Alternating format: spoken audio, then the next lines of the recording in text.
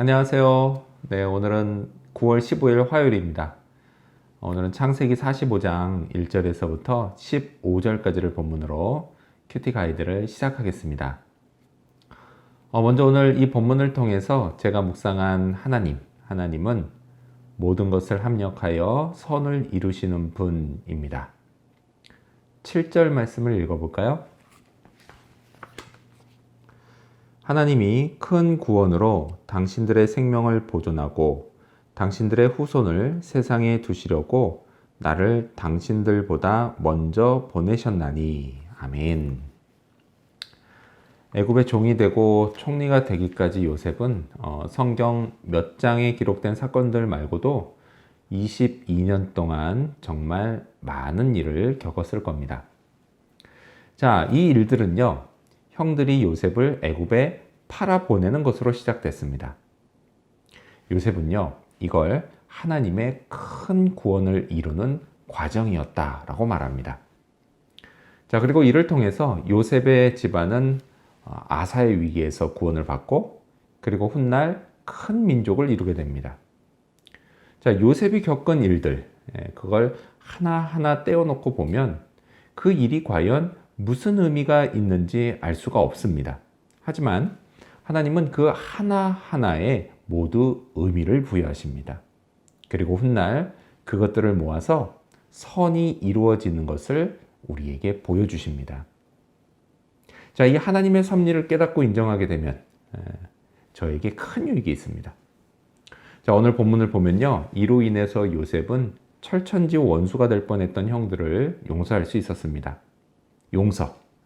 용서는 용서를 받는 사람을 안심시켜 주고요. 그리고 동시에 용서를 하는 사람에게도 평강을 줍니다. 자, 또한 하나님의 섭리는 요셉의 형들에게도 나타났습니다. 요셉의 형들은요, 동생을 팔았던 지난 날의 일들을 그 죄를 회개하고 더 좋은 형들로 거듭났습니다. 하나님은 분명 모든 것을 합력하여 선을 이루시는 분이십니다. 그리고 이걸 믿으면 오늘 제게 벌어지고 있는 일 하나하나의 의미를 지금은 모른다 할지라도 언젠가는 분명 알 수 있게 됩니다. 자, 그렇다면 오늘 이 본문을 통해서 제가 발견한 인간의 모습, 어떤 게 있을까요? 오늘은 응어리가 풀린 요셉을 볼 수 있습니다. 자, 먼저 1절의 상반절을 읽어보겠습니다. 요셉이 시종하는 자들 앞에서 그 정을 억제하지 못하여. 자, 그리고 2절의 상반절도 읽겠습니다. 요셉이 큰 소리로 우니. 아멘. 이걸 보면 요셉도 사람이었습니다. 그는 정을 억제하지 못하고 펑펑 웁니다. 여러분, 요셉이요, 얼마나 정이 굶주렸을까요? 생각해 볼까요?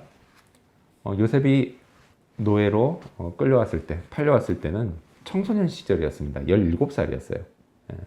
그때로부터 무려 22년입니다. 그리고 이제는요, 중년이 다 됐습니다. 그리고 그동안 이 요셉이 가족이 얼마나 보고 싶었겠습니까? 자, 이 가족에 대한 그리움, 그것과 함께요, 그는 여전히 궁금했을 겁니다. 이런 거예요. 형들은 아직도 나를 미워할까? 내 동생 베냐민은 괜찮을까? 형들이 혹시 베냐민마저도 어디로 팔아버리지는 않았을까? 또 이런 궁금한 것도 있었을 거예요. 과연 우리 집은 어떻게 됐을까? 나를 그토록 사랑해 주신 아버지, 내가 없어져서 충격을 받고 쓰러지지는 않으셨을까? 그래서 아직도 살아계시기는 하실까? 이런 생각들이 요셉의 머릿속에서 떠나지를 않았을 겁니다. 자, 그러던 어느 날 형들이 찾아옵니다. 그리고 그 후에 일련의 과정을 통해서 요셉은 하나님의 섭리를 깨닫게 됩니다. 그리고 요셉은 응어리진 마음이 풀리게 됩니다. 자신에게 저지른 일을 회개하는 형들과 그리고 동생 베냐민, 아버지 야곱을 위해서 희생하는 형 유다의 모습을 보면서 하나님이 모든 것을 합력하여 선을 이루셨다라는 사실을 확인하고 요셉의 마음은 감사로 벅차오르게 됩니다. 14절과 15절 말씀을 읽어볼까요? 자기 아우 베냐민의 목을 안고 우니 베냐민도 요셉의 목을 안고 우니라. 요셉이 또 형들과 입맞추며 안고 우니 형들이 그제서야 요셉과 말하니라. 아멘. 눈물은 마음의 빗장을 푸는 능력이 있습니다. 그래서 요셉이 울자 베냐민도 울었고, 또 요셉이 울자 형들도 마음의 문을 열고 요셉과 말하기 시작했습니다. 자, 그때 형들이요, 제일 먼저 무슨 말을 했을까요? 이건 너무 당연한 거죠. 요셉, 우리가 정말 미안해. 우리를 용서해 줄 수 있겠니? 이 말이었을 겁니다. 자, 그렇다면 끝으로 오늘 이 본문을 통해서 나에게 주시는 교훈이 뭘까요? 그건 하나님의 섭리를 신뢰하며 살자입니다. 8절 말씀을 읽겠습니다. 그런즉 나를 이리로 보낸 이는 당신들이 아니요 하나님이시라. 하나님이 나를 바로에게 아버지로 삼으시고 그 온 집의 주로 삼으시며 애굽 온 땅의 통치자로 삼으셨나이다. 아멘. 자, 누가 봐도요, 요셉을 애굽으로 보낸 건 그를 노예상에게 판 형들이었습니다. 하지만 그건요, 하나님의 섭리 안에 이루어진 일이었습니다.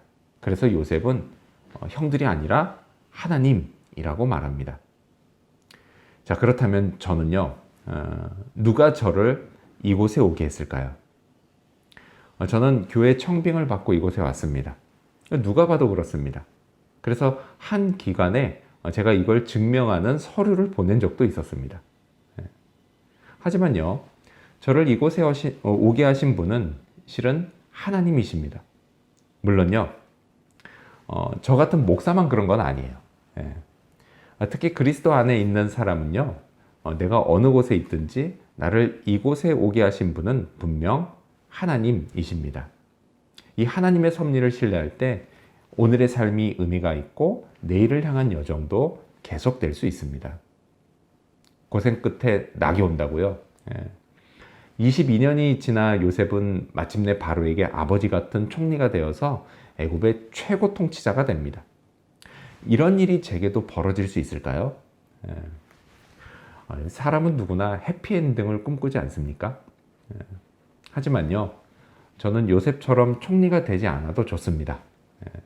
또 22년보다 더 오랜 세월이 걸려도 괜찮습니다.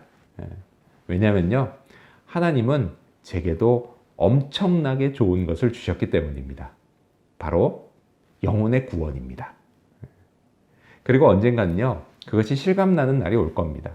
그날 천국에서 주님과 함께 왕노릇하면서 영원한 생명 가운데 만족과 행복을 누릴 것입니다. 하나님의 섭리 안에 있는 저에게 이건요, 너무도 분명한 결말입니다. 이걸 확신함으로요, 오늘도 열심히 사는 그런 하루가 되기를 소망합니다. 기도하겠습니다. 모든 것을 합력하여 선을 이루시는 하나님 감사합니다. 모든 것을 합력하여 선을 이루시는 그 하나님의 놀라운 일들을 보게 되는 그날, 이 오늘 하루하루의 삶의 의미를 알게 될 줄로 믿습니다. 그러하기에 전적으로 선하게 인도하시는 하나님을 신뢰하고 하나님의 섭리 안에서 오늘의 삶을 열심히 살게 도와 주시옵소서. 비록 요셉과 같은 그런 결말은 아니라 할지라도 이미 우리에게 그거보다 더 크고 좋은 것을, 영혼의 구원이라고 하는 선물을 주셨기에 주님 감사하는 마음으로 오늘도 열심히 살아가고 오늘 내가 만나게 되는 문제와 고난과 시련을 잘 극복하고 이겨내며 살아갈 수 있게 하여 주시옵소서. 그렇게 하나님께 영광 올려드리고 또 하나님께서 축복해 주시는 그런 삶이 되도록 인도하여 주시옵소서. 감사드리며 예수님의 이름으로 기도합니다. 아멘.